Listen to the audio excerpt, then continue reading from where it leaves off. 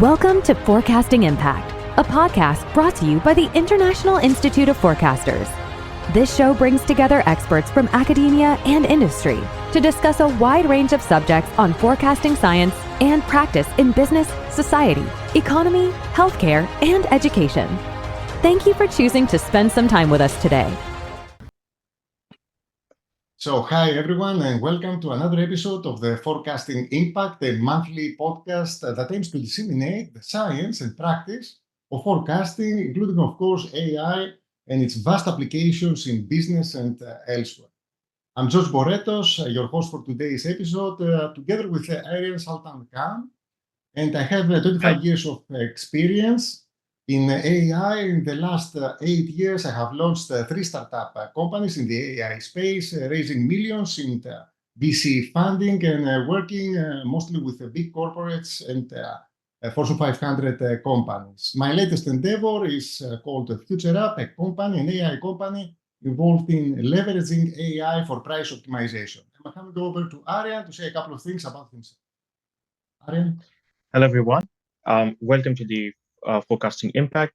My name is Arian, and I'm joining from Melbourne, Australia. I'm primarily a forecast analyst. I like to work with time series data and draw and extract as much information from the data as possible. Moreover, I have recently finished my studies at the Monash University in Melbourne, Australia, and that's about it.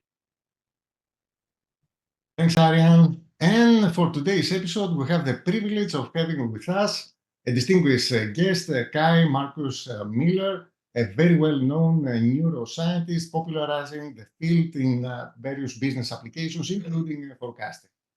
Kai, thanks for joining us today. Thank you so much for having me, George and Arian. Kai is so many different things. He's a distinguished author, scholar, professional, entrepreneur also, who is famous for popularizing the use of neuroscience in forecasting and pricing and AI with many benefits in businesses and great success. He's also a professor of consumer behavior at the HFU Business School in Germany. He holds a PhD in cognitive neuroscience, and he serves as a chief of behavioral strategy at Rateboard and also a director of pricing research at Neuroscience. He is best known for developing neuropricing, a method, a specialized method that leverages psychological and neuroscience techniques in order to capture the subconscious value perception. And this puts Kai at the forefront of applying brain science to marketing, pricing, and market forecasting. Also, Kai is an award-winning author with his famous now book, The Invisible Game. By the way, I have read this book and it's amazing. I highly recommend it to everyone. And his extensive background also includes founding a neuromarketing startup company and also working for the famous specialized pricing consulting agency, Simon & Kucher. And of course, his work has been featured in many top media outlets all around the world, like the BBC, Forbes, the Business Week, and Der Spiegel. And now he has joined the Forecasting Impact. And again, Kai, thanks for joining today. So let's take it from the beginning and tell us a bit about your story, and especially how you got involved with the neuroscience field. Well, thank you for this lengthy and extensive introduction. Yeah, so how did I get into neuroscience? Somehow I got into neuroscience back in my days at University of Tübingen. I started off studying psychology because I thought I'll become a child psychotherapist someday. And very soon I recognized that cognitive psychology, brain research, and neuropsychology, all these things are really, really fascinating. You know, it's basically brain research it's the only thing known in the universe where a system tries to understand itself. We with our brains, we try to understand brains, and that was really a fascinating topic, to one degree on a deeply philosophical aspect. On the other degree, it was just challenging. It's it involves everything from computer coding to setting up theories to understanding models to experimentation, tons and tons of experimentation statistics, and it was turning out to be just exactly what was fascinating me and where I had my interests and to some degree also my talents. Yeah, Okay, and that's then I got a uh, PhD. Sorry, yeah, maybe then I got a PhD in the end, and after basically 10 years of research, as from undergrad to being a grad student to receiving a PhD, I decided to do something different and move to industry. So let's go into the field of neuroscience itself. It has been gaining in popularity in the past few years, perhaps more than a decade. It has many applications, but can you tell us a bit more about it and exactly how it works in practice? Yeah, so neuroscience in itself is really, it's a very, very broad field. So if you look at the Society for Neuroscience and its annual meeting with 30,000 scientists, one of the largest scientific meetings in the world, it's a very, very large field. It starts with, some biochemical analysis of how molecules move in and out of nerve cells towards modeling behavior of groups, right? So it's a very, very large field. Let's narrow it down to neuroscience, particularly neuroscience in business, which is a very, very small field with, in comparison to all these, broad applications from medical to philosophical to bioinformatical applications. In neuroscience, there's have been a bunch of very, very interesting findings that relate to business. So, for example, you can use fMRI, that's functional magnetic resonance imaging. This is something that probably most of the listeners have been seeing at some point in the media, on the internet. It's these colored brain pictures where you see the activity of the brain. What do you actually see? It's actually the changes on a microscopic level or on a maybe a millimeter level. It's better said, on a millimeter level, the changes in blood flow. So if there is activity in some part of my brain, right now I'm speaking, so there will be activity in the area that's responsible for speech production, so-called Broca's area. And that area in my brain will now require energy because I'm speaking, I'm producing speech. And that energy requirement will lead to a minimal widening of the arteries in my brain that deliver blood to that brain area. And this minimal change in blood flow, that is being picked up by fMRI. And then, you can create from these changes in blood flow, you can in the end create these colored blobs, which are actually statistical markers on how likely there is to be activity. So, Okay, you can use this technology to investigate, for example, a purchasing decision. This is something that's been done by Brian Knudsen nearly 20 years ago at Stanford. What he did was he basically placed consumers in the scanner and gave them a purchasing decision. He let them decide on buying Belgian chocolates or some other thing, a bottle of wine, whatever they liked or didn't like.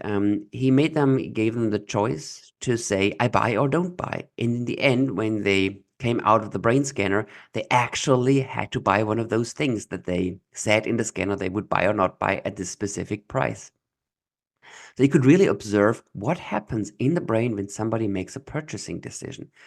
And what he found out was that when we see a product and we like the product, those areas in the brain are highly activated where that are typical for pleasure, so nucleus accumbens and those areas, these are the pleasure centers of the brain. But then when he showed a price following the product, the pain centers of the brain got activated. And then you have these two players, the pleasure centers and the pain centers. And then they're in contrast. And when the pleasure centers are more active than the pain centers, the decision centers in the front of our brain, in the frontal cortex, which is something very, very well developed in the human mind, something that enables us to do all kinds of things, including writing computer code for forecasting, but also just inhibiting our primitive drives, etc., and just planning ahead. These decision centers were then active. So we have these three major players: pleasure, pain, and decision. When pleasure is stronger than pain, decision becomes more active and people buy.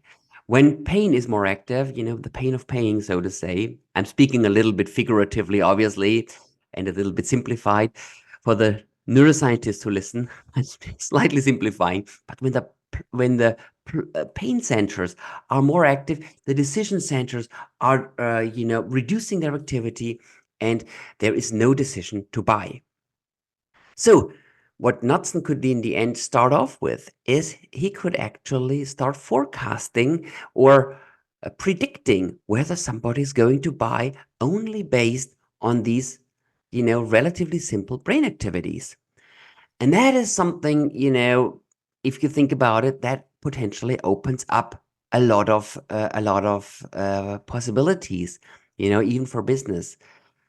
In a later stage, Emily Falk ran very, very fascinating studies where she, for example, asked people to go in the MRI scanner, and she ran these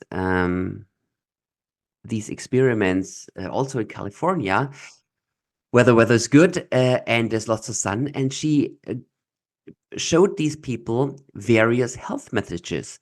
So she showed, for example, all these health messages were related to sunscreen usage. So she was like, putting on sunscreen on your skin keeps your skin young, or sunscreen prevents skin cancer, stay healthy using sunscreen, etc. And then she was recording from their brain. And she had again then brain activity. And she also asked people, well, so you've been in a scanner, and what would you do in future? You've been listening to all these, you've been looking at all these messages or listening to them.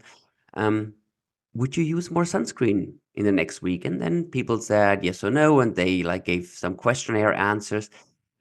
And the cool thing is, a week later, she gave these people a surprise call and said, oh, hello, you were last week in our laboratory. I just wanted to check, did you actually put on sunscreen?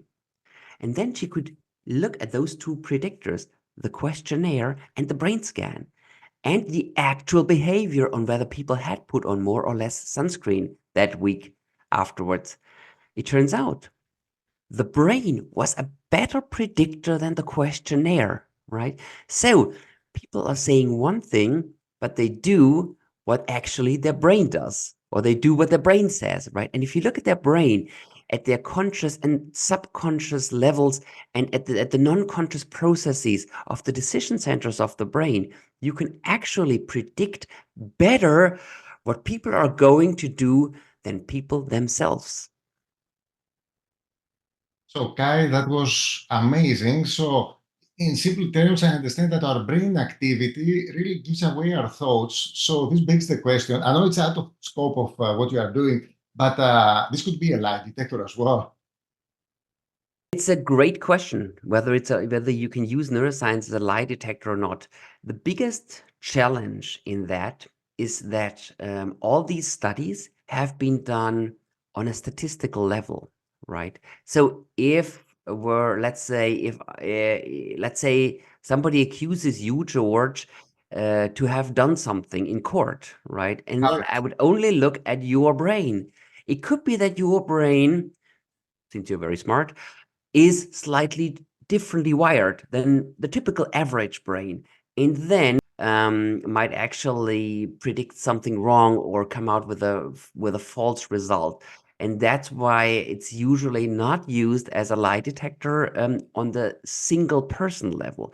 But if you have your 2025 subjects participating in a study, you average out all these little differences of individual brains, and then you have the perfect lie detector on a statistical level. I think this has been used to study the criminal mind. So I've looked into how the neuroscience has been used to predict how the people are going to behave. The violent criminals are going to behave. So they looked into psychopathy and into sociopathy, and were able to sort of understand how the brain of such violent criminals work. So it was actually something related to the lie detector thing. I think studying the Yep. the activity, as you pointed out, the front of the brain. There's a part of the So brain that can be used there. absolutely. But again, these are typically studies with 20 psychopaths or so, and then you look at the average result. Yes, another interesting thought, just to give it away, is there is this misconception that with a brain scan you could tell if somebody is a psychopath or not, right? And indeed, the technology has gotten so good that you can potentially see why this brain is odd, right? But let me tell you that if somebody goes around and shoots other people or is absurdly violent, I know that that person is a psychopath with or without a brain scan. I want to ask you a question about your company, Neuroscience. So I want to know that how is your company, Neuroscience, different from other companies operating in a similar or in the same space, in the same sector, or, in the industry, the neuroscience? Because we know that neuroscience has become much more popular in the recent years, and there are a lot of firms that are looking into understanding the human behavior and then relate that to the business decisions and all that. So I want to know how exactly is your company different? What is it doing that is different than what other companies are doing in the same industry? That's a good question. I would say there are two major factors. The first one is the technology that we use, and the second is the focus on prediction. So the technology that we use is one of the major technologies that we use is fMRI, and there are very, very few companies. Indeed, there's like 2 or 3 that I know that have tried to use fMRI for a while, but oftentimes they've abandoned it. And we use fMRI with tons of consumers. We use fMRI also, by the way, a lot in the pharmaceutical space. So we've been running numerous brain scans, hundreds of brain scans, if not thousands, with doctors. So we predict how do doctors respond to, for example, sales material or to advertising material. What makes the physician brain want to prescribe? We even have an own benchmark for prescription desire in the physician brain. But beyond that, what we have typically is we have consumer brain scans. We have now run 80,000 consumer brain scans over the last 12 years. And we've shown these consumers primarily video materials, but also radio ads. We've shown them logos, trying to optimize the music with a brand, etc., all these kinds of things. So the technology that we use is fMRI, and what makes us in that respect special is that our science team at the University of Amsterdam has identified 13 different emotions, or let me better say emotional neural networks in the brain that we can distinguish based on brain scans. And with these 13 emotions, we do something very special, and that is actually the second factor that I wanted to talk about, the focus on forecasting and the focus on prediction. So, well, I mean, I don't want to talk bad about other companies. There are many very good companies out there, many of which we collaborate even, or we work as subcontractor for. But something that I find a little disappointing in the market research industry is that many people say they measure something like, okay, they measure engagement or they measure this and that. And what lacks for me, being still a nerdy neuroscientist in my heart, what lacks for me is the focus on, is it really measuring what we say? And does this really predict something? Or is it just a term that we throw out there and say, okay, it's engagement, but then I say, so what? Is engagement good or bad? So what we focus on at Neurensics is the actual predictive power of these brain scans. And how do we do that? We have been looking at real world indicators of successful advertisements. So if we take this example of a TV commercial, right? A standard TV commercial. A TV commercial can lead to more sales, or it cannot lead to more sales, whatever, depending on whether it's good or not. A TV commercial can also lead to, say, many likes, say on YouTube, something that I find very funny. So I forwarded it to you guys or so, I say, look at this funny advertisement, right? And these are, somewhat distinct things. And thirdly, an advertisement can be neither effective nor funny. It can be just annoying. But the question now is, how do I find this out, right? If I just ask people and just say, George, do you think this is funny? And then I correlate this with the brain scan. The question is, would I need the brain scan for anything? No, I wouldn't need the brain scan, right? Because I could just ask George whether he thinks it's funny, right? So that's not enough. But we know from neuroscience, as we've learned earlier in this podcast, people don't say what they really think, and they don't know what they really do in future. So what we really need to do is we need to find external benchmarks, and we have found them. And we've primarily found them in awards. So there is an award category for TV commercial called the Effie Awards. And the Effie Awards are, Effie stands actually for effective.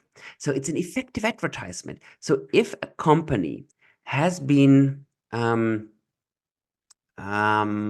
had a good advertisement, right, they can apply for the Effie Award. But to that end, they have to show somewhat changes in revenue or changes in profit or outperforming the market or something like that, right? So the commercials that win an Effie, they are commercials that have really been effective in. There's a strong correlation with effectiveness and driving sales in the market, right? And that's a very good benchmark. And so what we did is we scanned hundreds of Effies, and we looked at what is a typical brain activity when I see an Effie? How does my brain respond? How does a typical brain respond when I see an effective advertisement that drives sales, right? It turns out that it's primarily the positive emotions versus the negative emotions. So it's primarily things like value, desire, lust, and expectation that are high. And it's particularly the negative emotions like anger, fear, uncertainty, anger, and those things that are low, right? So in this case, this balance of the very positive emotions being high and the negative emotions being low, those networks having basically those neural networks having low activity, this combination gives us a very good prediction, or sorry, this is a very good benchmark for whether we have an effective or an ineffective ad. And we did now, of course, as a forecaster, this, but who knows, maybe many business people are not aware of this. the proof is in the pudding. Does this forecast actually work, right? Does this all this blabbering about it, emotions and all this, storytelling, this marketing storytelling, is it actually true? Does it actually truly predict something? So what did we do? We took another 50 commercials and we looked just at the brain scans, right? And used this benchmark that we had for the FE to predict whether this is going to be an FE or not, right? And the hit rate is around plus minus 90%, right? So we can tell with a 90% hit rate, this thing is either a top or a flop. This thing is either going to sell or not sell. Yeah. So the other benchmark, so that's quite cool, right? So you can give me a commercial. Yeah. Yeah. And maybe before I go to the other benchmark, let me just cut back on a very, very cool improvement of that thing. So it's kind of cool in terms of forecasting, but there is a little business problem. And the little business problem is, imagine you are Nespresso and you hire George Clooney. You shoot your advertisement, you pay George Clooney his, I don't know how many millions, and then I tell you afterwards, you know what? It wasn't so good. Don't broadcast it, right? It's no marketeer would ever wants to hear this, right? So what we should be doing is we should be knowing earlier, right? And the good thing is that in the advertisement world, there is this this thing called storyboard. So when a advertisement agency has an idea, they typically pitch it to the company who wants to advertise, right?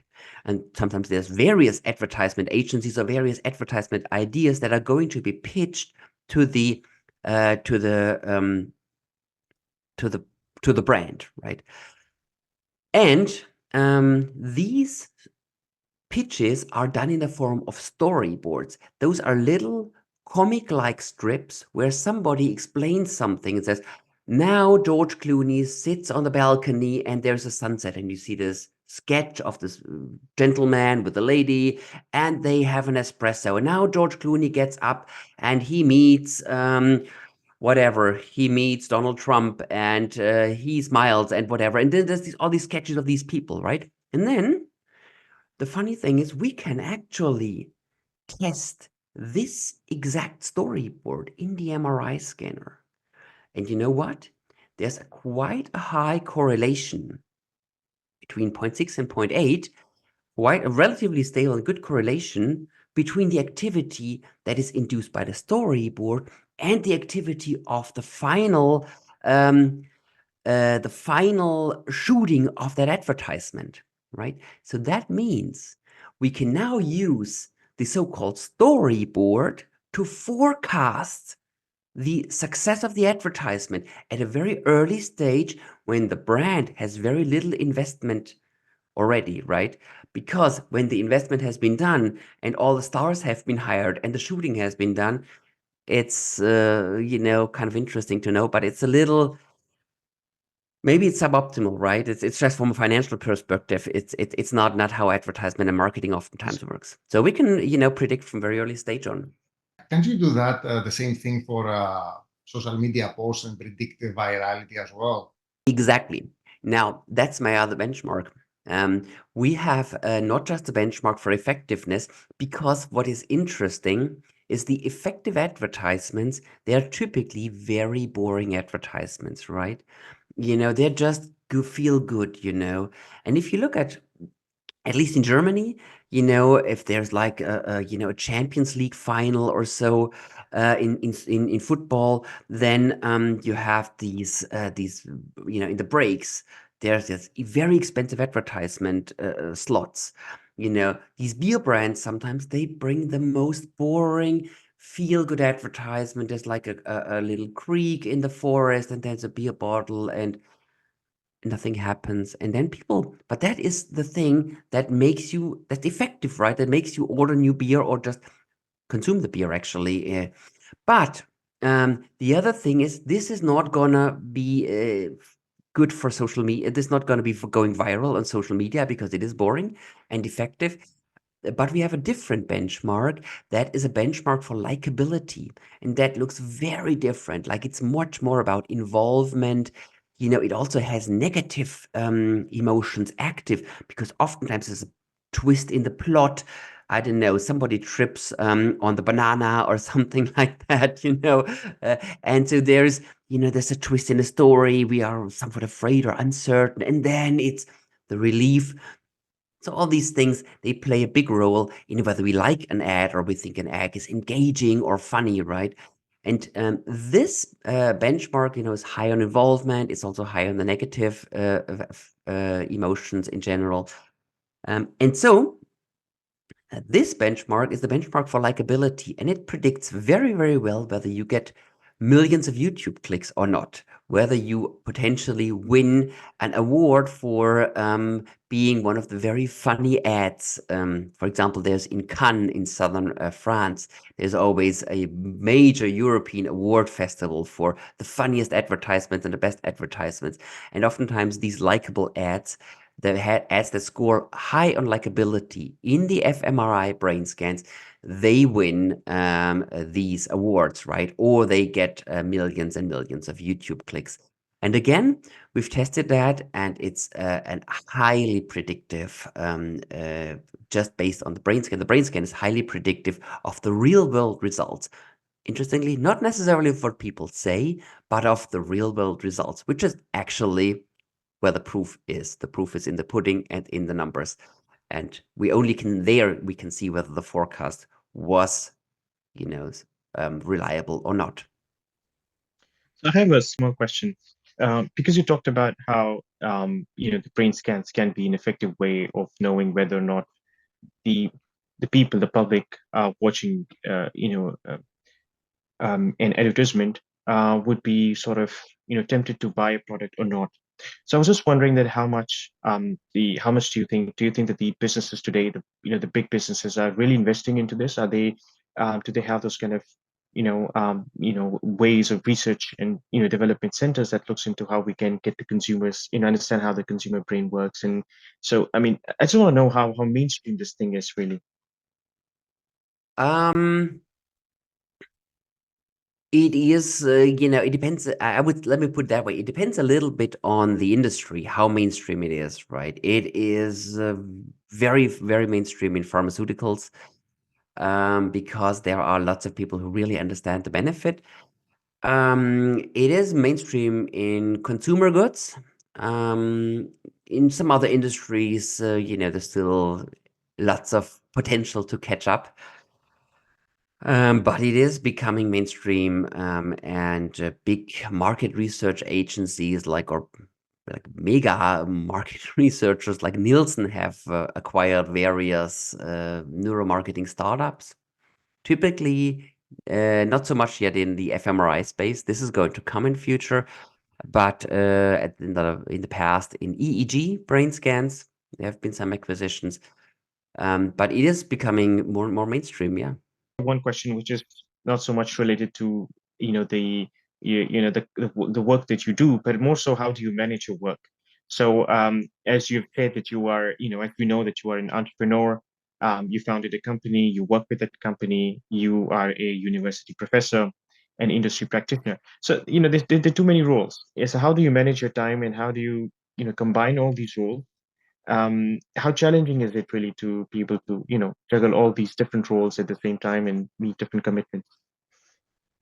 Yeah, it's not easy, honestly. It's quite a bit of work, but I enjoy the work. It's fun. You always get to see something new. You get to meet fascinating people.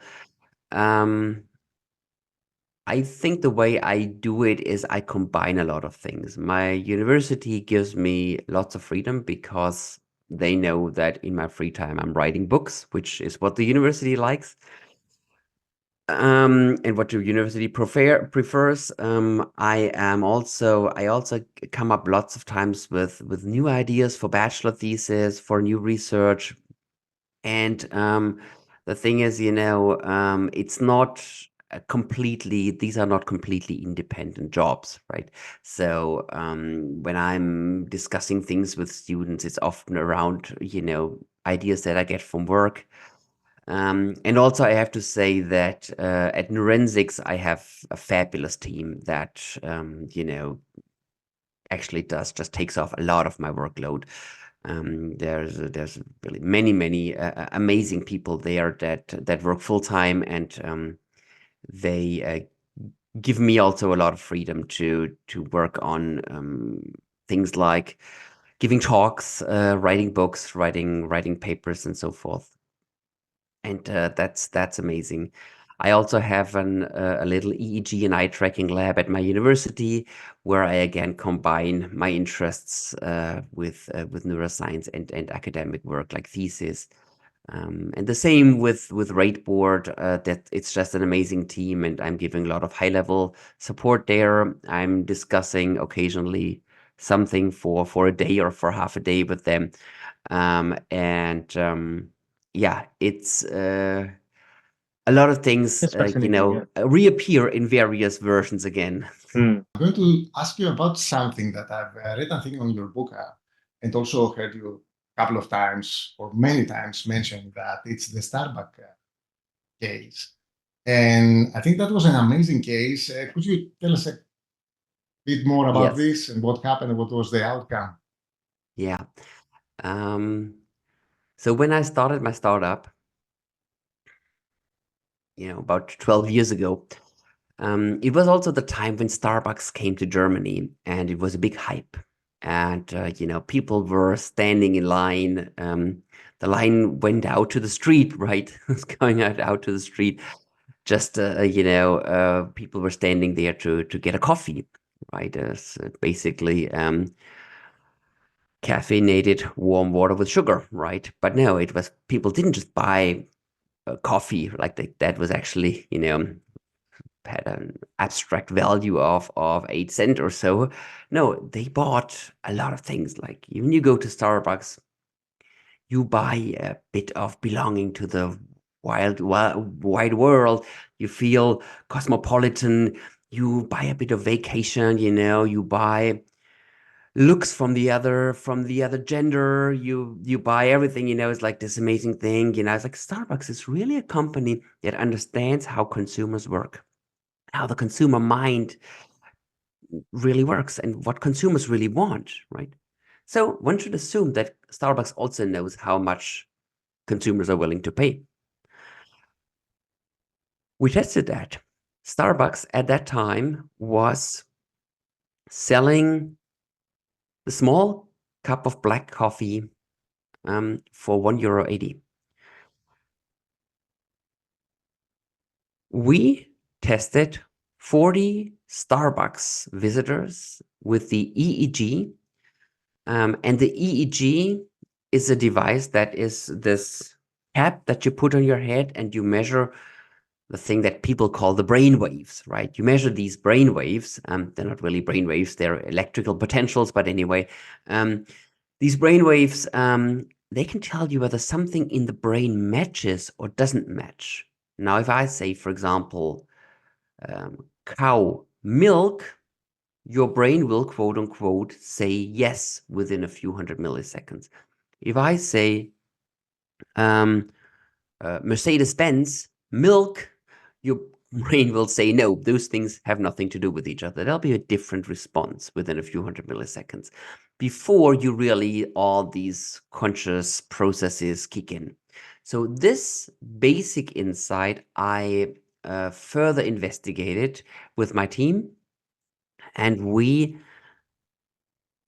found electrodes and windows and signals that tell us whether whether a price matches the product in the brain. So we showed this small cup of coffee. Of course, we explained in depth this research is about the small cup of black coffee at Starbucks. Do you know it? Do you drink it? And so forth. And we screened the people, and we said, now this research is really about this and this product. So sometimes you need to explain the product in depth. In this case, you don't really need to explain. You just need to see if people really know it. And then you show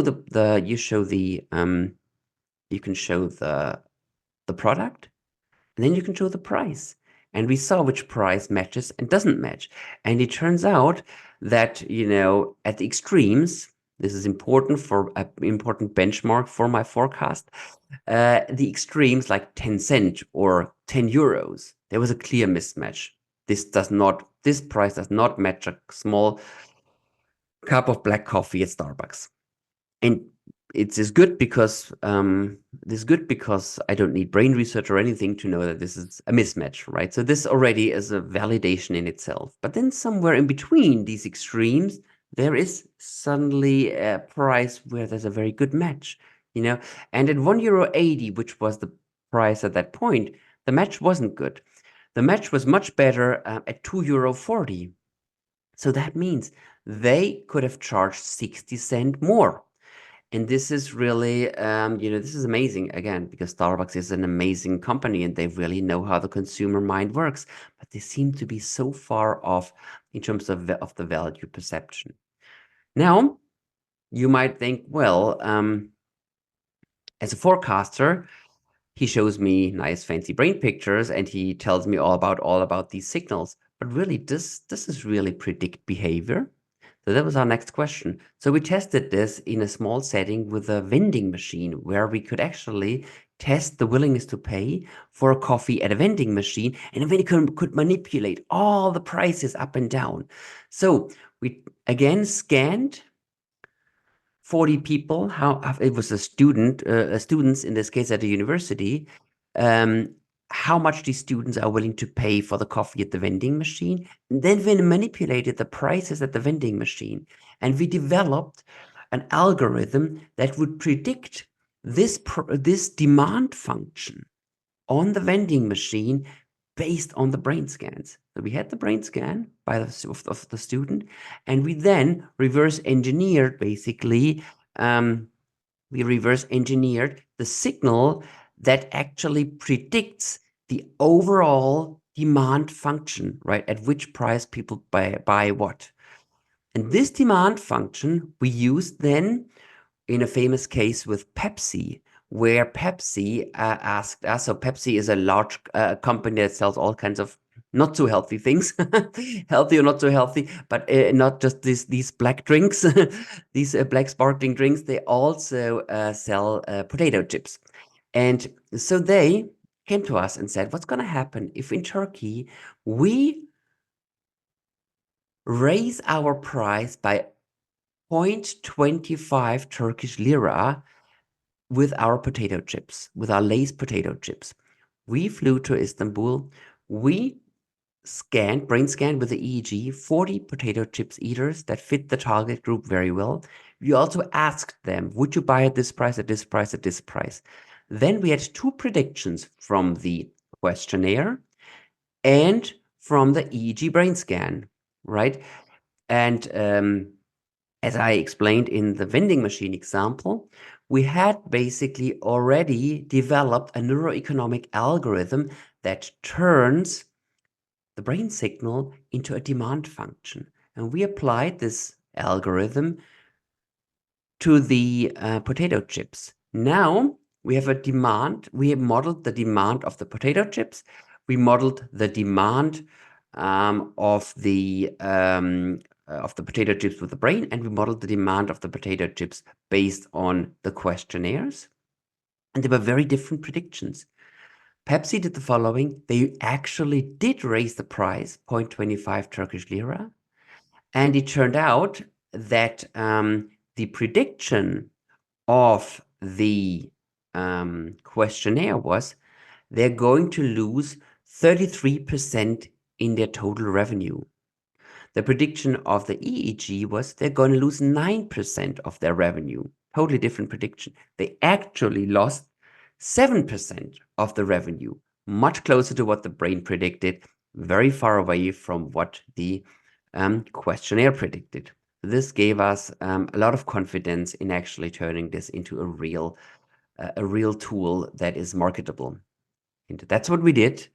And that is what we still do. We do this with the EEG, but also we have further developed this entire tool these days and turned it into a response time tool, which is somewhat more scalable and more applicable to many of the questions. Not all of them. For some of the questions, we still use the highly valid EEG tool.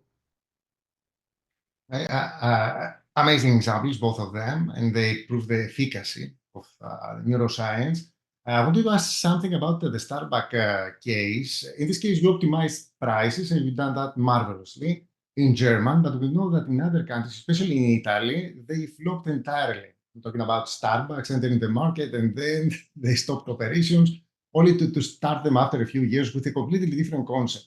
So in this case, it was a matter of concept and product acceptance, not price optimization.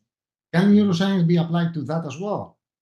Absolutely. They should have asked me before they failed. See, so sometimes even an expensive brain scan is much cheaper than a failure in an entire country.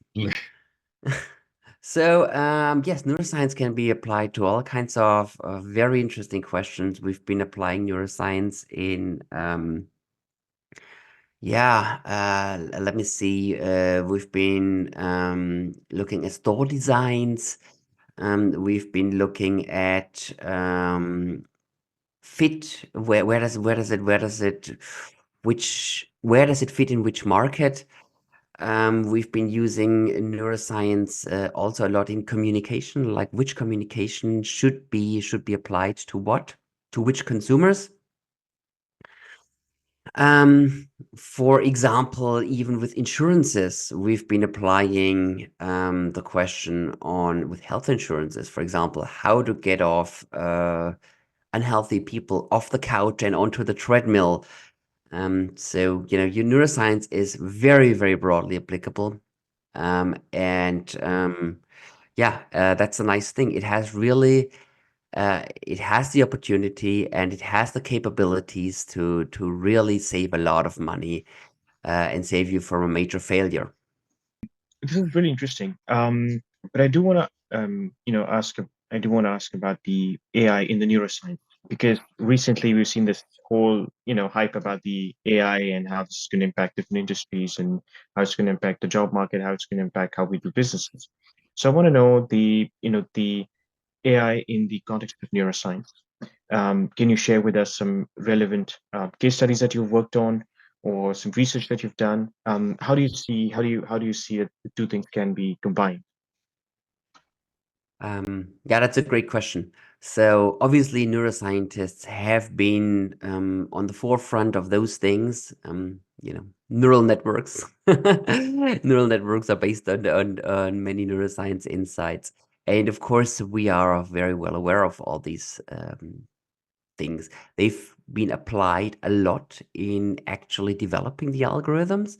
So when I say I was looking for the right electrode and I was looking for the right time window, this was already, data mining and automatized searching for good signals, internal AI-based benchmarking of the individual, and then then using this in the benchmark. And there's lots of application cases that we actually use on a daily basis. That is that. Another very cool tool that we've been working on is combining neuroscience with AI. We did that actually with Josh Boretos himself. Right. So what did we do there? We used results from neuropricing. So maybe let me quickly step back for a second and explain what we did there. So as I said, one of the major tools is neuropricing based on the EEG, with the EEG brain cap and the brain waves. It's good, but it's like not that broadly scalable. So in order to make this a little more scalable, we used an artifact that occurs during the EEG brain scan. Namely, what we actually need to do during the EEG brain scan is we need to keep people engaged. So in order to keep them engaged, we simply ask after every price that people see, is this price cheap or expensive? And so they press on their keyboard the left or right key, left or right arrow key, and basically that way indicate it was cheap or it was expensive. Or even you could do this, can do this even on your cell phone or on your tablet, swipe left or right, cheap or expensive. Now, it turns out that when it's very cheap, people are quick to say cheap. When it's very expensive, people are quick to say expensive. But when I hit the right price, let's imagine you're a coffee lover and I ask you, so what about $5.50 for the small black coffee at Starbucks? You say expensive. What about €1? You say cheap. What about €2.80? You're like, is it cheap? Is it expensive? Maybe I'd rather say expensive. And then you say expensive. But you see, you've had to do some cognitive processing because I have hit the exact feel-good price in your mind. And we can take this longer reaction time to simply see whether we have hit the right price or not.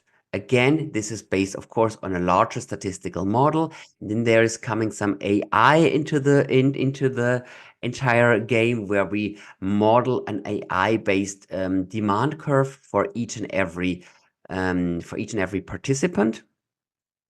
They're actually quite advanced with additional pricing insights that usually you don't get with classic methods. And then we can actually model the demand for the entire population based on 300 respondents and their subconscious response times. Now this is interesting. And, so basically for a customer, for a brand, they buy one country and they get the result for one country. This is good, but we can use AI to do something even greater. What we can now do is the following. We can measure, say, 3 or 4 countries. And then we can use an AI-based algorithm that is developed by George Boretos and FutureUP, and use these 4 demand curves that we have in 4 markets to extrapolate them into 40 or 50 markets, right? And actually use AI to understand what makes this product valuable. So, for example, we've done this with an app for young parents, and this app was then priced, and we tested it in 3 markets, but we could extrapolate it to 15 other markets, and we could then see, why is this app for young parents? Why does it have a higher value perception in certain markets, and why does it have a lower value perception in other markets? You could use AI to understand these value drivers. For instance, is there enough childcare in this market? Is it a very children-friendly market? What's the amount of stay-at-home moms and those all these things? We could model them all, and that helps us. On the one hand, identify the value drivers. On the other hand, identify the optimal price. For example, the revenue optimal price for each of these countries. So, whereas I said, where in the old days, without AI or with only a little bit of AI on the neuro side, you could buy one country and get one country. You can now measure 3 or 4 countries, and you can get the results for 20 or 30 countries, which is for many brands very, very attractive, and is a very, very beneficial application of AI. I want to share something that I noticed, which was amazing. What they say, garbage in, garbage out, and it's the same with Yes. AI projects when you want to extrapolate. So you need to have quality data. In this case, we had great quality data coming from Neuroscience and the Neuroscience-based pricing research. We performed standard out-of-sample testing that we all do in data science projects. And the error was something like 2-3%, which was negligible. Even by using 15% of the actual data, we were able to predict the remaining 85%, which is amazing. You don't see something like that in a data science project. Usually it's I'm using 80% of the data to predict 20%. That was the other way around. Again, still we had an error of 2-3%, which again, it's nothing. And I think this had to do a lot with using neuroforensics and neuroscience-based data. The quality increases exponentially. Today we live in a very, in a very dynamic world where things are changing much faster than we can imagine.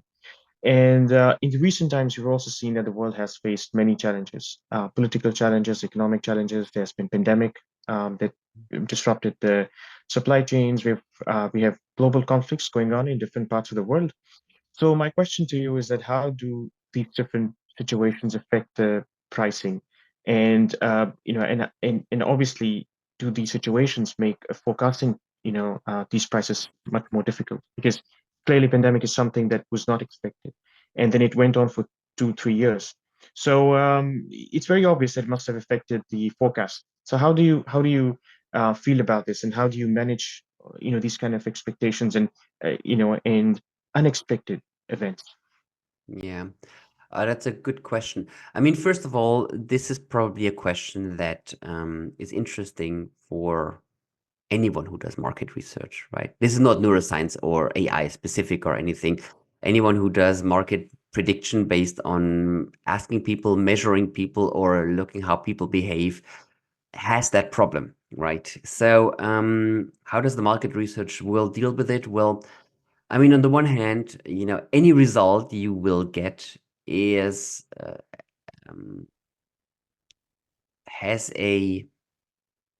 has basically a limited shelf life, so to say.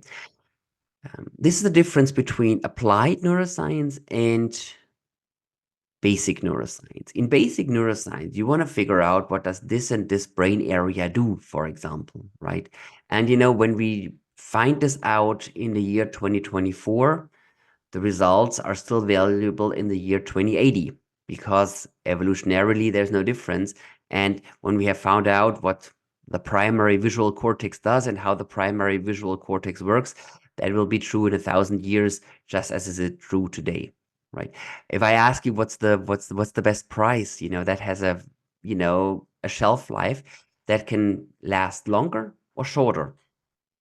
And there's again, that's independent of the question of which method I use, whether I use I use brain scans or questionnaires. Of course, I'm very highly convinced that anything neuro and brain scans work much better than just asking people. They get you much closer to the truth. But apart from that, of course, even the truth now has a shorter shelf life, and with more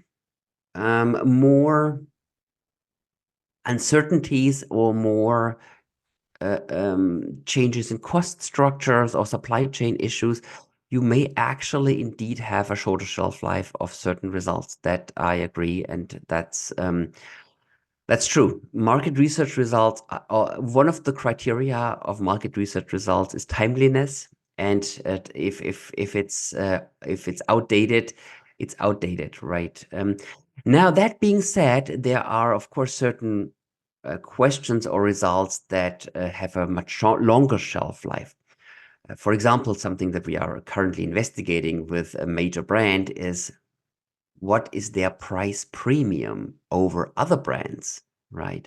So can they in various markets maybe charge always 15% more because they are the brand?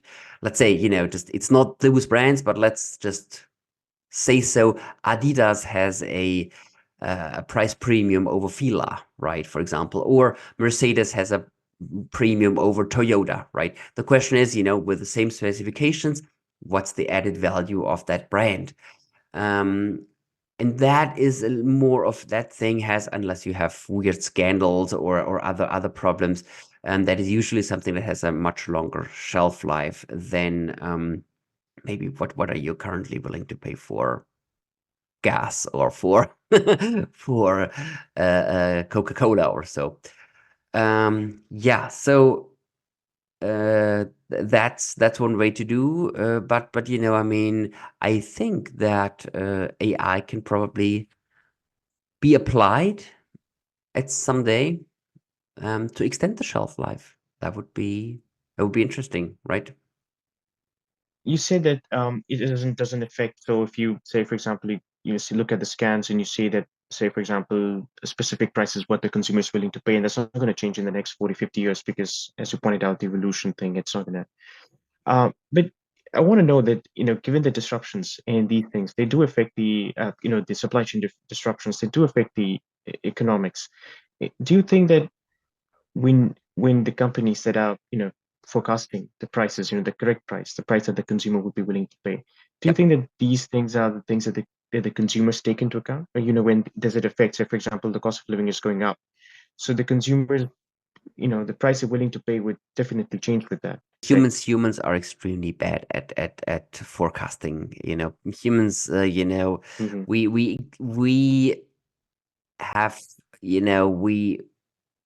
we have, we have a tendency to exaggerate the capabilities of the human mind and the human decision system. The human decision making Mm, is oftentimes very spontaneous, and mm, there are the if you look at behavioral pricing or behavioral economics, there are so many completely crazy and odd effects. And these effects are much stronger than the human's capability to forecast their own behavior someday. Imagine just there's going to be inflation. Your salary goes up with the inflation, everything gets more expensive, and suddenly you are willing to pay much more. Or let me give you this example that I often have given. At home, I'm discussing with my wife whether this coffee, this Nespresso machine is too expensive or not, or whether I should just make a self-brewed coffee and that's maybe more cheaper or so. And that is, a question of whether the coffee is 15 or 18 cent. But when I travel and go after the TSA, on the airport, suddenly I'm buying a coffee for €6, which is completely absurd, right? And you see that is the range of what people actually buy and pay for. And if you think that this is just a stupid consumer example from a stupid consumer, I would very much challenge this because look at fees for professionals, right? I have a good friend of mine owns his own law firm, and they were charging a relatively low hourly rate because it was a young firm with young lawyers. But everybody wanted to work with the founder, with my friend who has a doctorate degree in law, and not with the employed lawyers. So what they said is let's raise his price by €50 per hour, and let's keep the others low, right? So people will want to work with the others. You know what happens? And this is a professional law firm working with companies. All the companies say, no. If now the boss is €50 more, we really, really want to work with the boss, right? So you see all these irrationalities. They are just there in B2B, in the professional mind, as they are in the private mind, in the B2C space. One question about, the talk of the town, AI, and especially artificial general intelligence, the human equivalent intelligence. And there are many AI leaders like Sam Altman, like Jensen from NVIDIA, and many more, Elon Musk, obviously. And they say that this is just around the corner. In 1, 2, 3, 5 years or something, it's going to be there. And since AI is based on neural networks, and neural networks are based on how our brain functions, you should know better. I mean, you should know as an expert if this is possible or not. So what's your response on these claims? Is it possible to see something like that in the not so distant future or not at all? Given the advances that we see with the most famous large language models, I think what we consider general intelligence will be solvable by AI in a not so distant future. Now, this is also something, by the way, that I think AI has a potentially amazing future in neuroscience, because as I told you, we have these 80,000 scans. So potentially someday we can just train a neural network just on those scans, and then show this trained algorithm a new basically a new video, and then just have it predict from the learned stuff whether this is going to be successful or not, whether it's likable or not, whether it's effective or not, etc. So these models are indicating that what we consider intelligence today is probably not so far, and it probably is around the corner. That being said, I think many people confuse it with consciousness. And that is probably yet a different can of worms that we can open, because is ChatGPT conscious or not? Or is it just something that reshuffles words in something that makes us feel like, it's reasonable, right? It's a reasonable output. So we feel like there is intelligence, or there is a consciousness behind that computer program, which is potentially an overinterpretation. Again, that being said, how do I know that anyone except myself is conscious, right? This is one of the hilarious philosophical questions that drove me to neuroscience. Maybe George and Arian are just some large language models that give me some meaningful output that I believe is meaningful. And how do I know you are conscious or not? How do you know I'm conscious, or I'm just blabbering?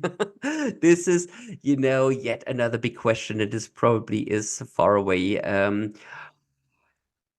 What is, and it leads us to the philosophical question, what is consciousness at all, right? Is it an epiphenomenon that comes up when there are enough neurons connected? Is it not? It's very hard to say, right? And we assume that other humans have theory of mind. That means, I kind of know that what I know, right? That is a theory of mind. I know that you have a theory of I have a theory of your mind, and I know that your theory, you have a theory of my mind, and so forth. And these things, likely, ChatGPT is quite a large step away from that, despite the fact it can probably emulate this theory of mind. If I understand correctly, it's all about semantics and definition of how to define human intelligence. It's very difficult to do so. So Yes. it's very difficult to understand if ChatGPT or anything else, it's human intelligence equivalent or anything. Intelligence is a good example. Intelligence is what the the IQ test measures, right? And in humans, it's a very valid measure. It's a good thing, and they can tell, it can predict your future academic abilities and so forth. But it's probably relatively simple to train a neural network to outperform a human in intelligence test, right? I'm an amateur chess player, and when I was a young chess player, it was like, it was clear to any mathematician and computer scientist in the world that in the next 500 years, it will be impossible to write computer code that can understand chess, right? And that can play chess decently on a decent level, right? And these days you can just you can just use brute force, and the amount of brute force you can put under behind any calculator, any machine out there is unbelievable, right? And these days, professional chess players have to leave their cell phone out of the door, right? Because if they go to the bathroom and have a cell phone with them, it's doping, right? It's illegal doping, right? So they're actually being searched for cell phones before they enter the professional the playing circuit, right? So you see, you think that what I want to say is, one sometimes underestimates the speed of how things develop. Let's go to something different, to your book, which I've recently read and really enjoyed. great insights there. They help me in my work as well. So it's called The Invisible Game. Would you care to share a couple of details and what it's all about? Yeah. The Invisible Game, The Secrets and the Science of Winning Minds and Winning Deals. It is a book that I've written together with Gabriel Reebok, who is a very experienced major key account professional. She has a long career of 20 to 30 years. Every year she's sold 250 to 300 million in revenues in big chemical projects. So that's quite a number, right? That is not a typical salesperson. That's quite an amazing number, where she sold flavor and fragrances to major consumer goods accounts. So this is really B2B. Her company develops fragrances, flavors, and then these are bought by the big companies like Henkel, P&G, Unilever, etc. And what she has learned was that applying all the insights and all these amazing tools and tricks that you have, that scientists have developed in consumer psychology, applying them to the professional sale is very, very valuable, right? And it makes even professional buyers want to buy. Right. So, for example, anchoring, I give you a high number and suddenly your value perception goes up, right? I give you a low number, your value perception goes down, right? So anchoring professional buyers in the right way makes them, happily accept certain prices. And something that's interesting in the B2C space, what you actually see is that lots of these things are interesting and they've been tested in the B2C space, but they are not so valuable because imagine an Amazon or a Booking.com, they can basically just test whatever they want. They can test the best layout, they can test the best anchor, they can test the best product design. So it's interesting, but it's not, its value is somewhat limited. In the B2B space, where you have maybe your 5 or 10 or 25 major deals a year, you really want to struck those deals. It's really critical if you struck 8 or 12 deals, right? It can make a huge difference, right, in your bonus. It can make all the difference in the world. And so, applying all the insights from consumer psychology in the professional sale is really incredibly valuable. And that's what this book is about, right? It's about defending your prices, and it's about designing the right proposals so that people will buy. And basically, it's a little bit like a neural network, right? We took all the insights from consumer psychology, learned them, condensed them, and basically turned them into an applicable book that has been, actually winning a bunch of awards and has been well received in the professional salespeople's community. So my question to you is with regards to your company, as in what's next for your company? What new initiatives are your company is working on? The product launches. So what exactly is your company going through? We would like to know more about that. Yeah, thanks for asking. There's various initiatives that we are involved in. Let's maybe take the current ones. We are still working on integrating the AI-based extrapolation into all kinds of countries with George. That's a major initiative. Another initiative is that in pricing research, I feel like there's lots of good pricing research in this world, lots of good marketing research, but oftentimes it just gets more or less lost in some folder on the person who bought the marketing research, and it could be applied much more. So something that I've been working with a controlling company, a company that does visualizations for financial controllings in company, that we implement into their dashboard our forecasts. And then they can not just look at the cost, but they can also see, like, look what happens when they change the price, right? So,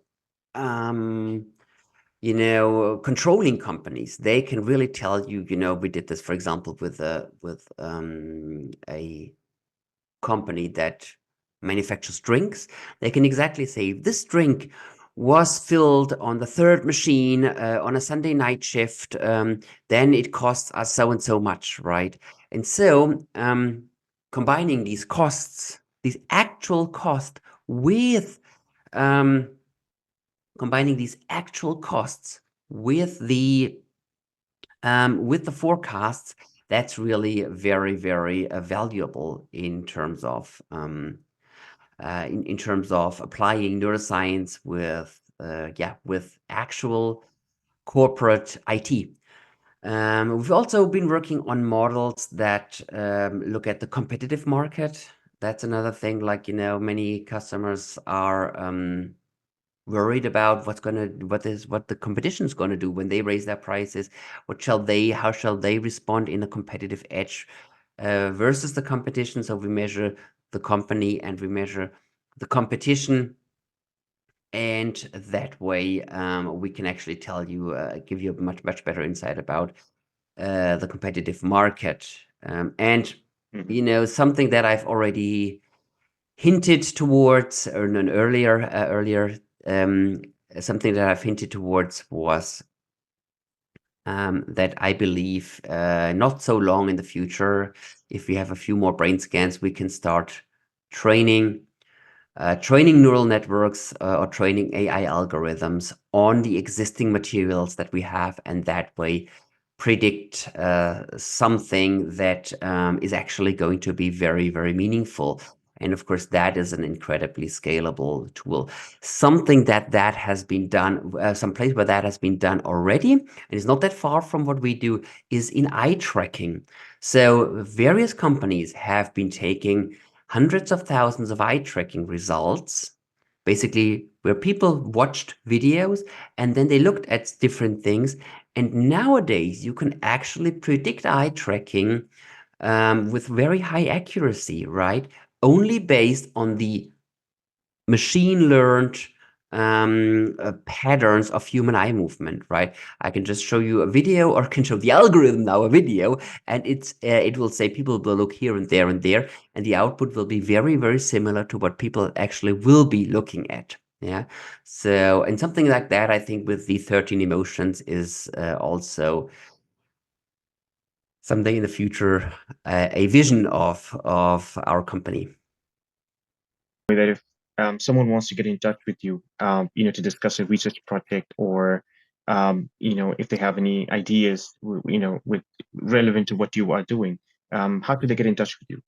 Well, the easiest way is Google me, I guess. I'm on all kinds of websites. I have a university website. I have a website where I'm on Rateboard's website. I'm being featured on the Forensics website. I have my own website, www.Kai-Markus Mueller.com. But the simplest way is really just Google me, Kai-Markus Mueller, standard German last name. You'll find me on one of those websites. I'm all over the internet. Just link in with me, please. Anyone listening to this, link in with me. It's the social media platform that I'm active on. All the rest I'm not really active on.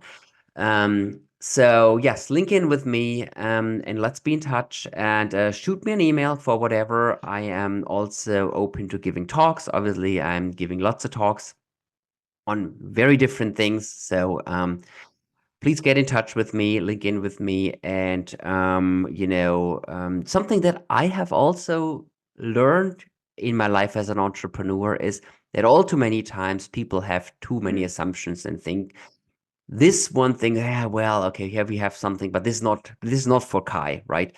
And very often afterwards, it turns out that it's, a very standard thing that I do. So, for example, if you feel like potentially this is a question that we could answer with neuroscience, asking doesn't cost anything. Just ask me and just get in touch with me for whatever you're interested in. And again, LinkedIn is the place where I'm happy to accept any invitation. Oh, Kai, thank you so much for an amazing discussion, an enlightening discussion about the rising field of neuroscience and all its great applications in business, forecasting, marketing, pricing, and anything else. Thank you so much for that. Arian, thanks for co-hosting the discussion. And of course, everyone who is watching or listening, thanks for that. Thanks for watching or listening another episode of the Forecasting Impact. So thanks again, and bye, everyone. Thank you, Marcus. It was great listening to you today, and I think I've personally learned a lot about the neuroscience and the field of the expanding field of neuroscience. So thank you so much for speaking to us. Thanks both of you for having me. It was really a fabulous discussion. Thank you for taking your time and listening to Forecasting Impact. If you liked this show, please subscribe to our podcast and leave a review. We appreciate you, and we look forward to seeing you at our next episode.